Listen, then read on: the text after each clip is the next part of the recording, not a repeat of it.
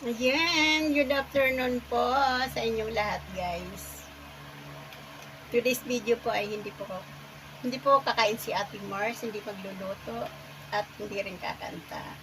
Kasi guys, nung i-share ko po sa inyo, yung last month, hindi po naging maganda yung pakiramdam ko. Nagkaroon ako ng sipon, ubo, lagnat. Tapos, syempre po, parang mga 1 month na hindi ako kumakanta. So, parang, kumipot na yata yung lalamunan ko.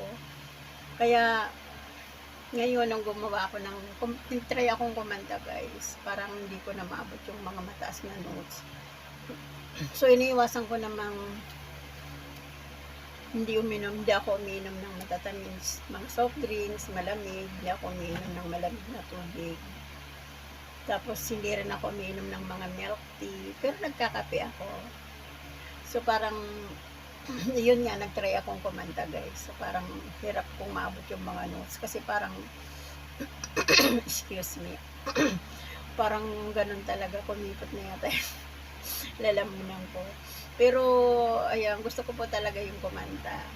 Kasi pag kumakanta ako, so parang nare-refresh yung utak ko. So, nawawala yung stress ko.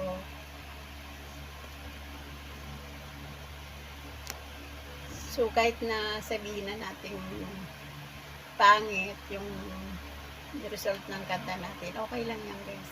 Ano lang naman to, enjoyment lang naman to. Tsaka, para sa, ayun, parang sabihin na natin kung saan tayo happy, doon tayo.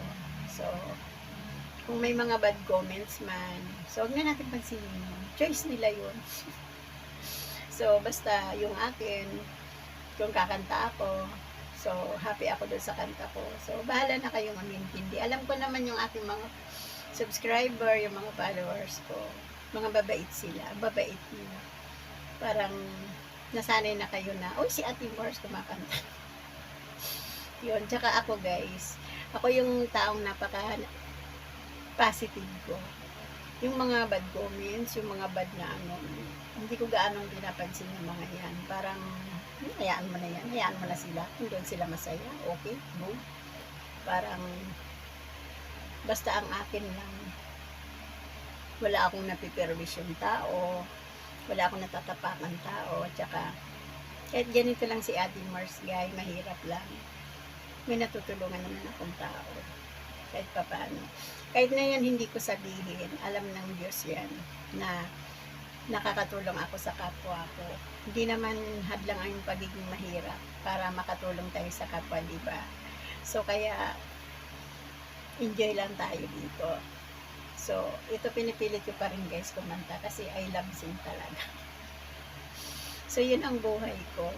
Gusto ko talaga yung kumakanta ako kasi parang siyempre nasa bahay lang ako, nare-refresh yung utak ko. So, nag-i-enjoy ako sa ganon.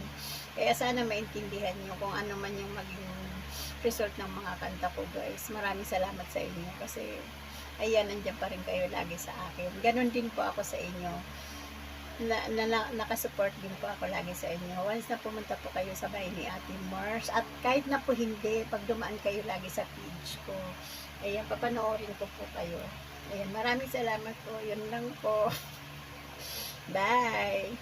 Ayan, magandang hapon po sa inyong lahat. Mag-iingat kayo, guys, ha. Mag-iingat kayo. Hangad ko lagi ang kaligtasan nyo nating lahat. And more blessing po sa ating lahat. Salamat sa Diyos. At